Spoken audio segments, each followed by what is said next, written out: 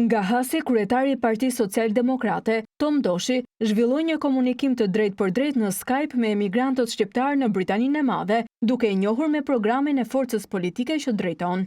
Njihem shumë mirë dhe kam shumë shpresë te ju për mbështetjen që po jepni Partisë Social-Demokrate dhe kandidatëve që janë në Kukës, në Hasën, Tropoj. E kam zemrën plot që ju kam ju atje. Programi jonë është program social, ju e dini se në çfarë kushtesh është ky vend. Kështu ala diskutohet për ilaçe, për ndihmë sociale, për pensione.